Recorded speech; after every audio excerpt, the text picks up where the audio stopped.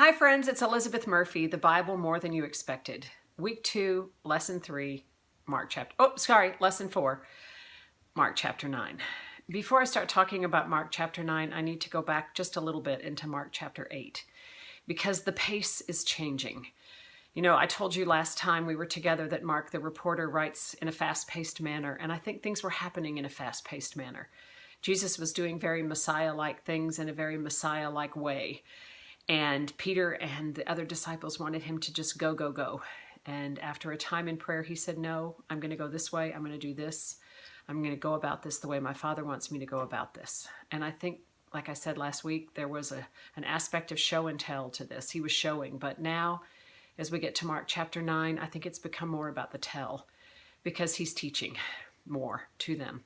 And he's telling them, this Messiah that you expected, this deliverer of the Jewish people, I am that person, but it is going to be different than you thought it was going to be. He tells them at the very end of Mark chapter 8, if you're going to follow me, you're not going to be victorious in the kind of battles that you expected. You're not going to be the conquering army who defeats the enemy, the oppressor of the Jewish people.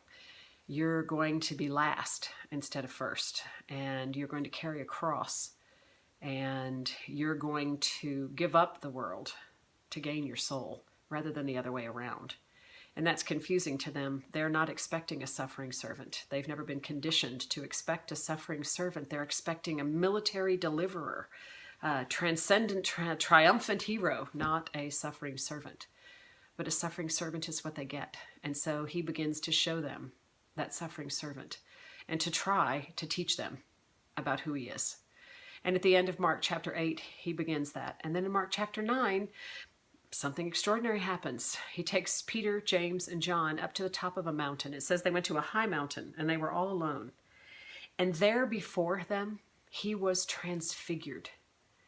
That his clothes became dazzling white, whiter than anyone in the world could bleach them. And there appeared before them Elijah and Moses, who were talking to Jesus. I would imagine they were both amazed and terrified all at the same time. And Peter, the go, go, go guy, says, Rabbi, oh, it's good for us to be here. Let's put up 3 shelters, one for you, one for Moses, and one for Elijah. But I think he was pretty out of his mind. He was so afraid. His enthusiasm tends to get the better of him. As you read about Peter going forward, you'll know that about him. But anyway, then suddenly a cloud appeared. And the same voice that spoke when Jesus came out of the water at baptism, who said, you are my son, whom I love, with you I am well pleased. That same voice said, this is my son. It was an announcement. This is him, that Messiah you've been looking for. This is my son, whom I love. Listen to him. Suddenly, when they looked around, the cloud was gone, and it was just the 3 of them and Jesus. And as they were coming down the mountain, Jesus said, don't tell anybody about this until the Son of Man has risen from the dead. Well, they didn't know what that meant. And in their confusion, they did the right thing, obeyed him, and they didn't tell. But they did ask him about Elijah, and they asked him about Moses, and he said, yes, Moses was represented the law. He was the law, and Elijah was to come, but he did come. A man like Elijah, that was John the Baptist, just as it was written about him. So what does this transfiguration say to me about God? Well, it says he's a promise keeper. I know I say that every time, but it's true. He's a promise keeper. He said there would be a Messiah, and there is a Messiah. He doesn't look like the one they expected. Not the military warrior coming with power and might to conquer the oppressive army. He comes as a suffering servant, meek and humble. And the disciples were so conditioned to expect this that their brains really couldn't shift into, wait a minute, what? You are this, but you're what else? We're going to ignore the barking dog. I've had enough of him today. This is not what we thought. And I think Jesus with the transfiguration, maybe that's part of helping them make the shift. Because it's a glimpse of glory, what they saw up on that mountain. The next thing I learned about God is he wants us to listen to Jesus. He could have said lots of things. He could have said, obey him, follow him, trust him, worship him. But he said, listen to him. Imagine if he'd said, watch him. Because what we saw looks so different than what he's saying. That's part of the importance of reading the Bible. He speaks to us through his word. That command, listen to him, it was for them, but it's also for us. When the cloud was gone, everyone was gone too, but Jesus. And I wrote down what it says to me about God is that we don't need more than Jesus. We don't need more, we don't need extra. Moses represented the fulfillment of the law, the way things used to be. And that was the fulfillment of a prophecy that a man like Elijah would come before Jesus and point the way. Well, that was John the Baptist. Check, fulfillment of the law. Check, messenger pointing the way toward Jesus. I think what God is saying is move forward with just Jesus. Move forward with Jesus. What does it say to me about me, us, we, mankind? Well, I don't want to suffer or serve. My desire, I think our desire, I think their desire was for ease and service. They expected deliverance, but they got a whole different kind of deliverance. I think God was very clear that it's our expectations that get in the way. You know, we are so surprised when life is hard. He told them over and over and over how hard life would be. We'll see that going forward. And yet they were surprised at the suffering. They were surprised. They didn't understand it all along the way. He told them many times what would happen, and then when it happened, they were shocked. I think we're a little like that. We expect life to be easy, and we're so surprised when it's hard. And yet God told us in his word, in this world you will have trouble, but take heart. I have overcome the world. The next thing I learned is I like mountaintop experiences. I'm a little bit like Peter. Oh, this is good. Let's build a house and stay a while. But that's not the Jesus way. I think he wants us to come down and get in the trenches, to be with the people that he was with, the less thans, the least of these. Not just to be with them, but to be like them. We'll talk about that a little bit later on. That's the Jesus way. And it's awfully tempting to get distracted by the mountaintops. He gives us mountaintops.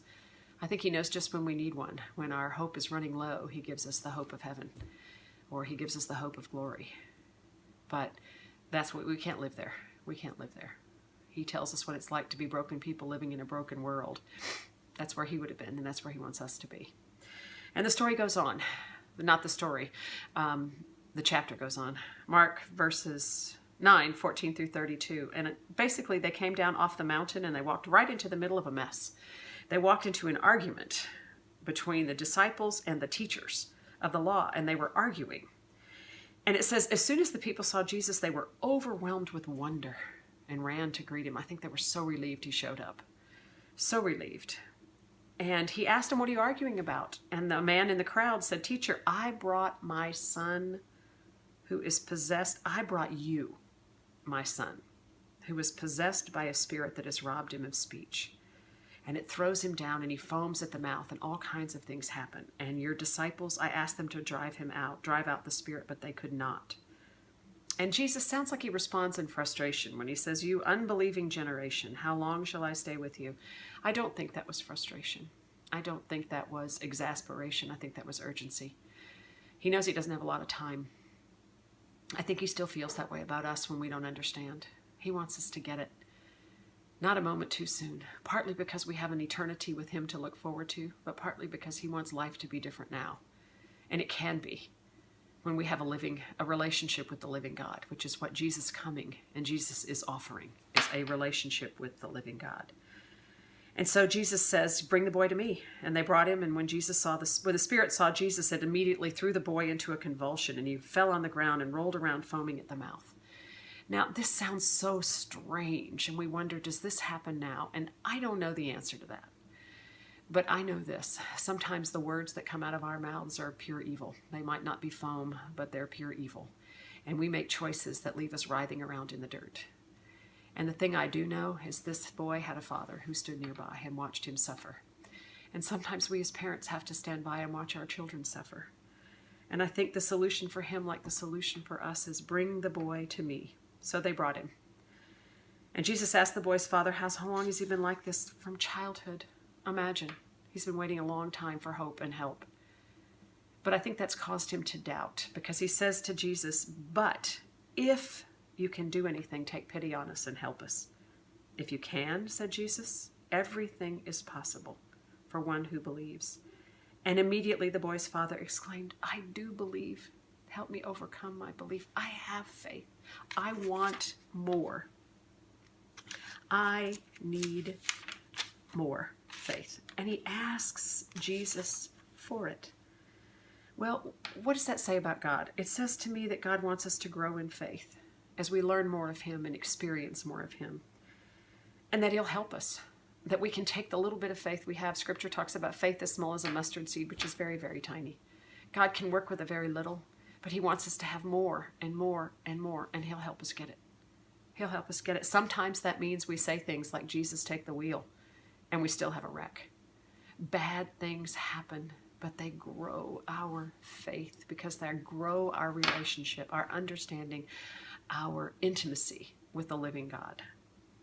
I also said, it says he's patient in the process, but also urgent and expectant. He never shames the disciples for not understanding. He never calls them foolish or silly, or he never accuses them of that kind of thing. He stays with them and he keeps trying.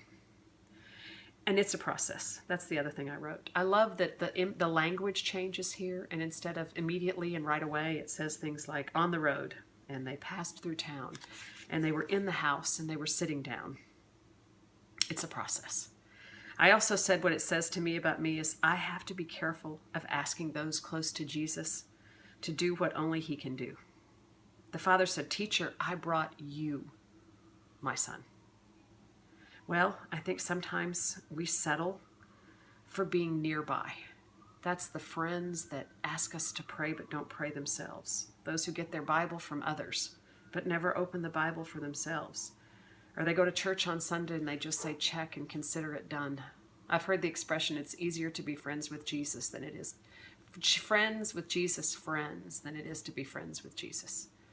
He calls us to account. He holds us accountable. He challenges our behavior. And sometimes that's scary. But we need to beware of asking those close to Jesus to do things that only Jesus can do. I said we need a relationship with the living God. And the next thing I said is we need to be careful not to limit him. The God we put our faith in has no limits. I think that's what the Father was talking about. He was saying, I have a little faith, but it's limited. Increase the limits. Throw open heaven. You tore heaven wide open.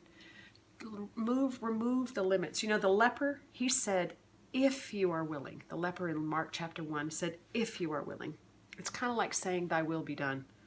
But what the Father said is, if you can. There's a big difference, a very big difference. I also learned about me, and when I need to understand the importance of a prayerful life. We saw in Mark chapter 1, Jesus had a prayerful life.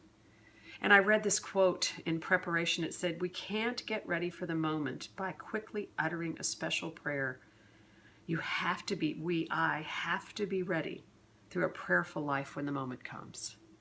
When the moment comes. A prayerful life is very, very important. I talked last week about John the Baptist and the repentance that was required to be prepared for Jesus. Well, to be prepared to live the way Jesus wants us to live, we have to be prepared through prayer. The importance of a prayerful life. I said the disciples were on their own, both physically and spiritually. You know, that's why the crowd was so grateful when Jesus showed up. They could be physically separated from him. We can't, but we can be spiritually separated from him. And it's awfully tempting sometimes to try to do things on my own. When they moved on from the boy and his father, and they had gone indoors, the disciples asked him, why couldn't we drive it out, the spirit? They didn't say, why didn't it happen? They knew it was possible. They knew the power was there to make it happen, but they didn't say, why didn't it happen? They said, why couldn't we do it? I think that's because we all have a huge temptation to trust our own gifts and abilities to do God's work. And this goes hand in hand with a prayerful life. If part of your prayer life is regular confession, it is for me. And I think that's what keeps us humble. That's what reminds us over and over and over. We have no power on our own. We'll never be able to do it. But he will, and the power is there. But we have to stay dependent upon him. The next section, I call it attitudes. First, they're talking about who was the greatest, and then they're talking about who's against us. and things like that. But in verses 33 through 36, they were having an argument along the way.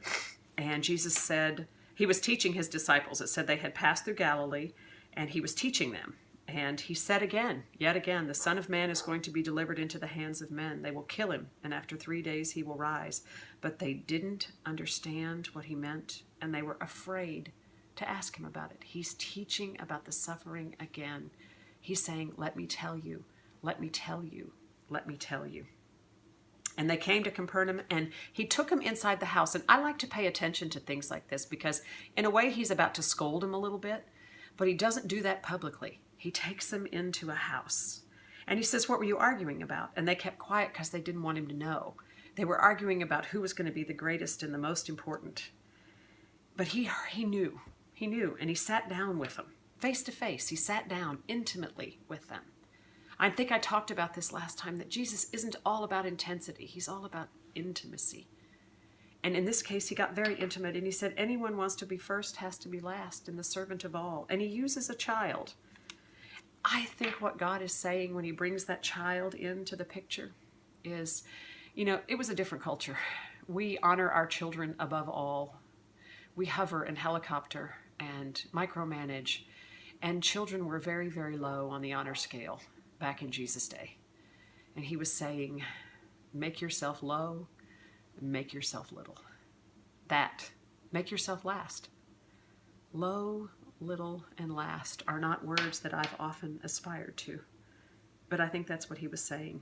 Whoever welcomes one of these in my name welcomes me. And whoever welcomes me does not welcome me, but the one who sent me. He's saying, I am that God come to earth. I am the one who fully identified with you. And I came for the lowest of the low. And if you are going to welcome me, you need to meet me as low and little and last. And then he goes on for this very interesting exchange in 38 through 40, where they call out another man who is trying to call out demons in Jesus' name. And shockingly, Jesus says, don't stop him.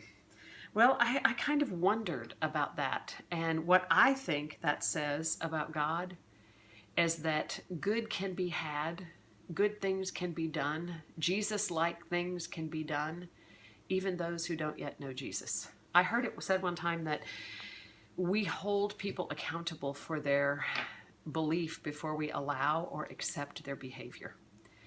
And the truth of the matter is there's an awful lot of people who behave very well, who are on their way to belief.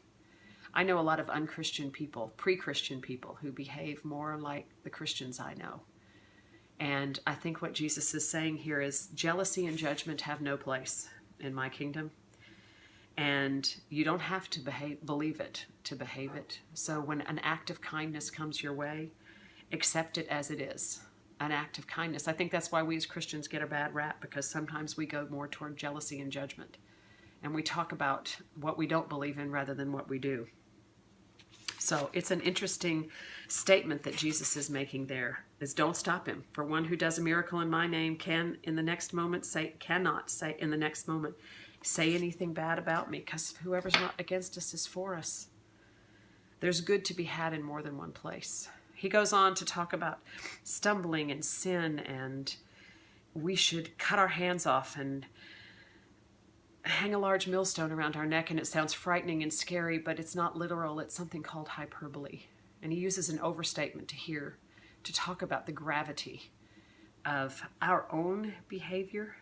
But I think what God is saying here is in the height of an attitude of self-reliance, which is what you just saw from the disciples a little earlier.